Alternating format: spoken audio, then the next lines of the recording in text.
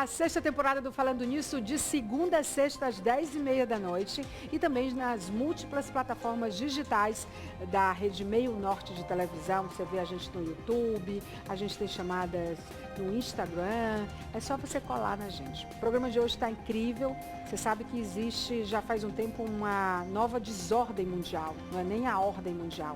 E a gente vai falar sobre isso. Vai falar sobre isso porque eu vou receber aqui o professor historiador, que é uma referência nacional, João Daniel.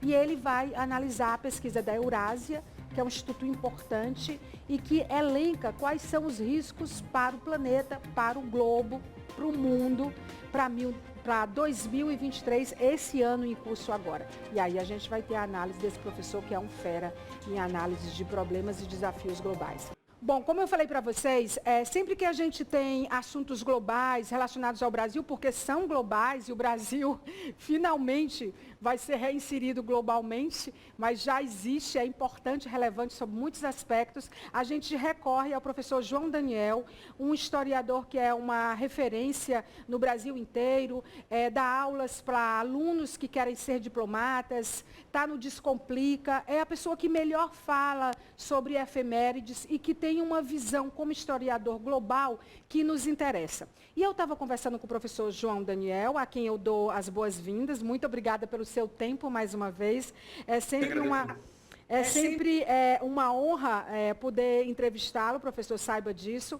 E a gente estava falando, eu conversei com ele sobre, nós temos necessidade de falar sobre o que são os riscos para 2023, dentro do que as pesquisas, os reports, eles mostram hoje, né? E aí a gente acessou uma pesquisa super importante, internacional, que mostra que esses riscos globais, segundo a Eurásia, eu acho que é assim que fala, são Rússia, o Xi Jinping, armas de disrupção em massa, ondas de choque de inflação, Irã, crise energética, paralisação do desenvolvimento global, divisão política nos Estados Unidos, o boom do TikTok e a escassez de água.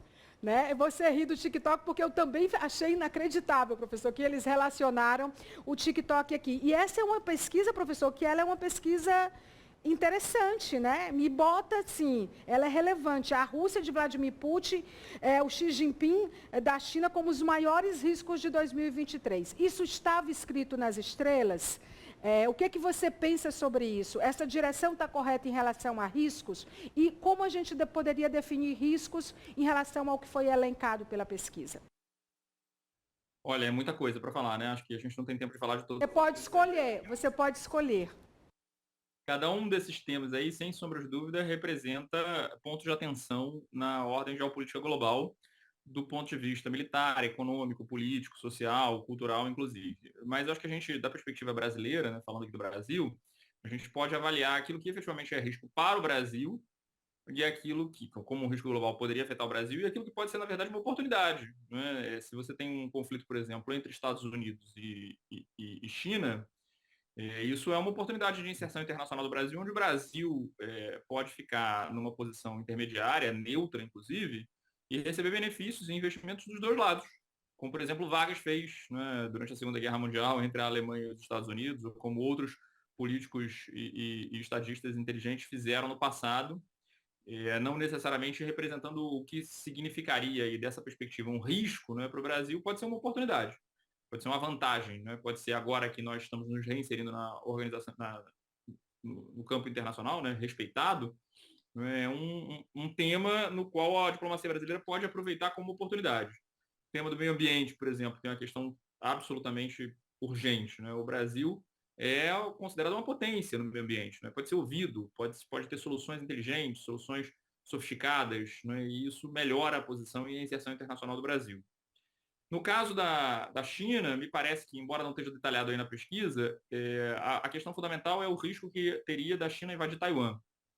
Você tem perspectivas de analistas internacionais que consideram que a China fará isso aí ao longo dos próximos 5 anos. E se isso acontecer, a gente vai ter uma crise generalizada de semicondutores, porque Taiwan é a maior produtora mundial de semicondutores, produz mais de 50% dos chips do planeta. E isso vai colocar em risco tanto a produção de eletroeletrônicos e no mundo de hoje praticamente tudo é eletroeletrônico, né? Essa nossa própria conversa não seria viável nem seria possível sem chips, e tanto dos Estados Unidos quanto da China, quanto de brasileiros, no modo geral, né? Você teria um aumento ainda maior, mais radical da inflação, né? A gente não ia conseguir mais comprar carro novo, não ia conseguir comprar mais batedeira elétrica, geladeira, tudo usa chip, tudo usa semicondutores, e a maior parte desses condutores hoje, pelo menos, é produzido na ilha de Taiwan, antiga ilha de Formosa, que o governo chinês considera uma província rebelde. E a maior parte dos países do mundo, inclusive o Brasil e os Estados Unidos, consideram como parte da China, embora não reconhecem como um Estado soberano, embora não acatem a ideia de uma solução militar na qual a China invadiria esse território. Isso, de fato, me parece um risco, porque além de poder escalar para uma guerra global, né, os americanos defendendo Taiwan ou apoiando Taiwan, e aí uma guerra entre a China e os Estados Unidos certamente tem um potencial disruptivo global muito sério, mas mesmo que não haja uma reação militar ou que não haja um conflito militar prolongado, no curto prazo, ou mesmo no médio prazo, a gente vai ter uma escassez generalizada de semicondutores muito, muito mais grave do que aquela que a gente teve na pandemia, que já foi bastante grave, né? Pela primeira vez, a gente não tinha, por exemplo, carro 0 quilômetro, né? Paralisando a indústria no mundo, né? As pessoas começaram a comprar carros usados porque você não tinha mais carro novo, porque não tinha como entregar carro novo sem chips, sem semicondutor. Isso me parece, sim, um risco. Em relação à Rússia, ao longo desse ano, nos próximos 6 meses, vão começar a chegar os primeiros tanques de guerra que a Alemanha emprestou, os Leopard, para a Ucrânia, e ao longo do ano, né, os americanos vão demorar aí quase um ano para entregar os tanques Abrams que foram oferecidos também para os ucranianos. E, obviamente, a Rússia respondeu declarando que ia intensificar os ataques, né, com mísseis e, eventualmente, poderia até, o Putin chegou a dizer, poderia usar até armas nucleares. Não é uma estratégia de dissuasão. Ninguém tem certeza se ele vai usar o mesmo ou não, mas certamente o uso de armas nucleares não é uma coisa que ninguém desejaria. A última vez que se usou armas nucleares numa operação militar foi na Segunda Guerra Mundial, em Hiroshima e Nagasaki. E isso também teria um potencial bastante disruptivo para o mundo. Então, me parece, sim, que em 2023 o mundo está um pouco mais perigoso do que o que a gente está acostumado, infelizmente, né? E aí, uma vez que a gente tem pouco tempo, né, deixa eu comentar aí a parte mais lúdica da sua pesquisa, que é o TikTok. Fazer um comentário breve aí sobre o TikTok. O TikTok está sendo efetivamente atacado nos Estados Unidos e em vários países da Europa por conta dos riscos de segurança que ele potencialmente poderia oferecer. A quantidade de informações que os algoritmos do TikTok acumulam sobre jovens, uma vez que o TikTok ultrapassou quase todas as outras redes sociais e é uma das redes sociais mais usadas por jovens adolescentes, porque é uma rede social muito ágil, né, muito rápida, né? Ela vai passando os vídeos, você não tem nem o trabalho de botar o dedo, né, porque o vídeo já vai passando automaticamente, você vai vendo um atrás do outro. E ele, com poucos insights, ele consegue saber qual é a sua idade, o que você prefere, que tipo de coisa você compra. E isso é considerado um risco à segurança nacional, porque você tem aí uma parcela muito grande da população americana que ela está logada no TikTok. E se esses dados forem para o governo da China, afinal de contas o TikTok é uma empresa chinesa, isso poderia colocar em risco a segurança nacional norte-americana. Os americanos já tinham tentado proibir o TikTok no governo Trump, houve várias tentativas e disputas legais em relação a isso, né? Mas aí o Trump perdeu e aí esse assunto entrou em banho-maria e acabou não ganhando força. Mas agora há uma espécie de consenso quase suprapartidário entre democratas e republicanos de que isso é muito perigoso. O TikTok já fez algumas concessões. Toda a base de dados deles está nos Estados Unidos, nas empresas americanas, né, em grupos americanos, então eles dizem que boa parte dos dados americanos não estão no território chinês, estão arquivados e armazenados no território americano, e se comprometeram que não entregarão ao governo chinês nenhum tipo de informação, nem se forem solicitados. Né? Numa pesquisa declarada, o CEO lá do TikTok falou: se a gente for solicitado pelo governo chinês, a gente recusa, a gente não entrega. Não me parece que são garantias suficientes. Né? Então, provavelmente vai haver aí mais tensões em relação ao TikTok, mas de fato é uma segurança ou um risco, porque você imagina, sei lá, 30%, 40% da população usando um determinado aplicativo e consegue saber tudo a respeito deles, né? Onde eles estão, o que comem, o que gostam, quais são os seus interesses.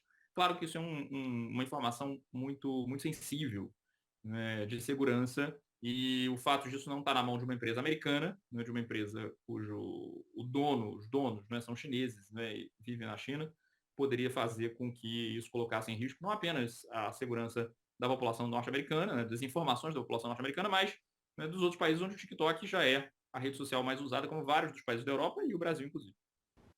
Professor, sobre a questão das lideranças, globais, quando eles citam na pesquisa o Xi Jinping, é que, na verdade, a pesquisa aponta que ele tem hoje o maior controle de poder que desde Mao Tse-tung, né, fundador da República Popular da China. E ele trabalha de uma forma sem restrição, a capacidade de seguir a agenda política dele é estatista, né, nacionalista, poucos freios, contrapeso sobrando. Então, assim, eu queria só aproveitar essa perspectiva dessa pesquisa da Eurásia para lhe perguntar o seguinte: nós temos hoje não muitos líderes, mas tem líderes importantes para o mal, dizendo assim. A gente tem o Putin, a gente tem o Xi Jinping, que precisa ser observado, e eu não sei em que esfera está, comparado a Putin, se existe um pior ou melhor quando se trata disso. Quem são os líderes que a gente tem que estar de olho e que podem preocupar o mundo numa escala global, de respingar em tudo que é lugar?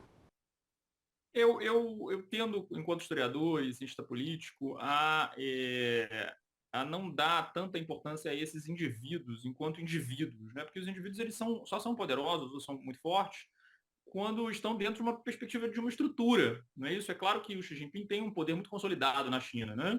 Mas ele sem o Partido Comunista Chinês, sem o Exército Chinês, sem o governo chinês, não é nada. Ele é representante do Estado chinês. Ele é, assim como o Putin é o representante do Estado russo. Eu entendo que nas autocracias a gente tem aí uma certa tendência, quase hollywoodiana, né, de olhar como se fossem vilões. São os vilões, né, do ponto de vista pragmático. Mas é claro que com muito poder, eventualmente mesmo erros ou incorreções, a gente teria que entender isso dessa perspectiva que não é necessariamente uma perspectiva vilânica, né?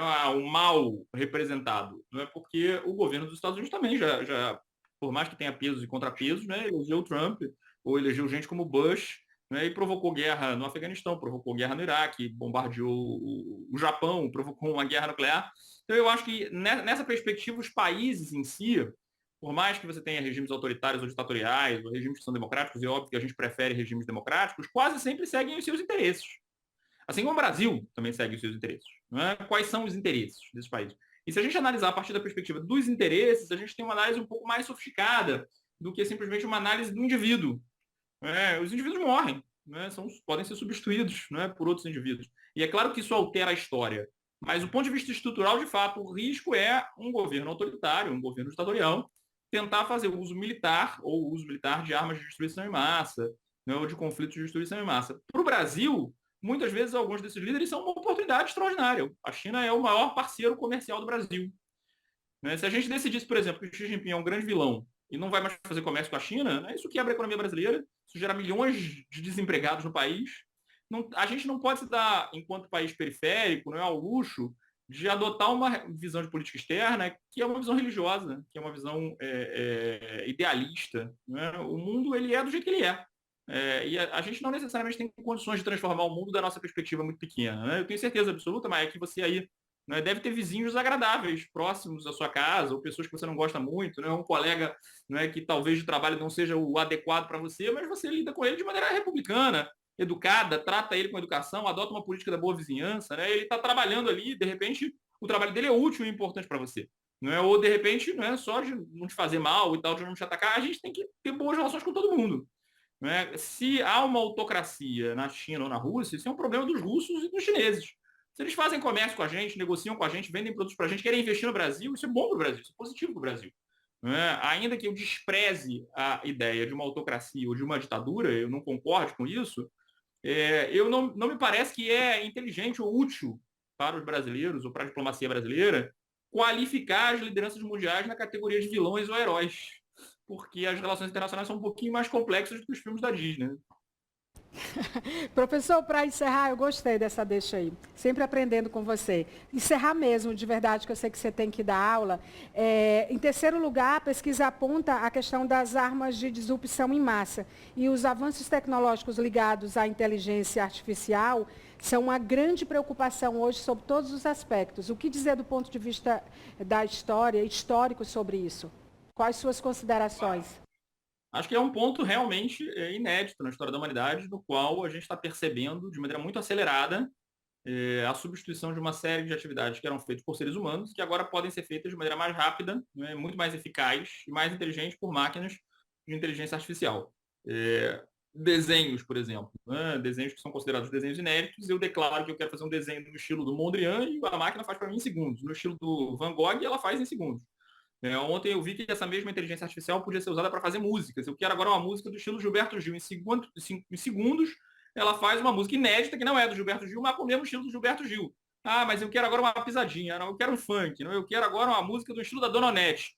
Eu faço igual. Isso com uma inteligência artificial. E, óbvio, escrever textos históricos, escrever textos jornalísticos, escrever textos jurídicos, significa que todas as nossas profissões correm risco no curtíssimo prazo. Não vamos precisar de historiadores, né? Você pode estar entrevistando aqui um robô, inteligência artificial, a próxima inteligência não vai ser comigo, vai ser com um robô com inteligência artificial que vai te responder talvez com muito mais qualidade do que eu. Entrevistei hoje, essa semana no programa, o Chat GPT. Olha aí, né? E como é que o que você achou das respostas dele? Muito elaboradas, mas eu tinha um doutor em inteligência artificial no estúdio e ele disse para ter cuidado, porque as informações coletadas não são exatamente atualizadas. Você tem coisas ultrapassadas, né? Teve uma inteligência artificial que deu declarações que eram como mais antigas e tal. Difícil atualizar, mas eu imagino que com pouco tempo a inteligência vai se tornando cada vez mais sofisticada e vai dando respostas mais atualizadas em tempo real. Então, isso coloca em risco todos os empregos do mundo. Todos. Né? O meu, o seu, dos advogados, dos médicos, porque a inteligência artificial vai poder fazer isso de maneira muito mais rápida e elaborada num curtíssimo prazo. Eu te confesso que, enquanto historiador, alguém que olha para o passado, não sei te dizer do que vai ser isso.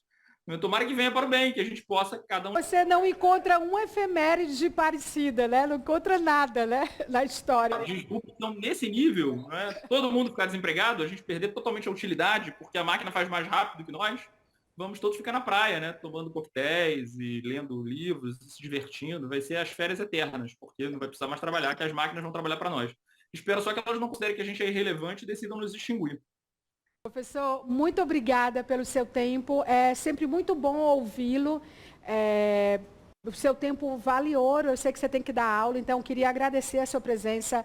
A gente aprende, é a segunda vez que você participa do nosso programa e a gente vai lhe chamar mais vezes, num dia até mais adequado, que você não tenha aula para falar mais sossegado também. Então, muito obrigada e a gente vai ficar de olho em tudo que você está dizendo e apontando aí, de olho na história, porque a gente aprende com ela. Muitíssimo obrigado, viu? Te agradeço demais. Você faz perguntas aí melhores do que a minha última entrevistadora que você comentou e tal, que fazia perguntas um pouco mais constantes. Um beijo para você, Maia. Até a próxima. Beijo, obrigada. Muito obrigada. Excelente a entrevista, né? Tá, então, professor João Daniel, quando ele falou que eu estou inclusive duplicada lá, mas eu vou voltar para cá, né? Que a gente fica com várias câmeras aqui e ele já saiu. Ele falou, porque ele deu uma entrevista para Tata Werneck. E aí, eu estou com o Cleiton e o Tibério Hélio aqui no estúdio. E, cara, foi muito engraçado. Professor, se eu soubesse que você fazia entrevista daqueles níveis, eu já tinha feito há muito tempo. E ele, meu Deus do céu.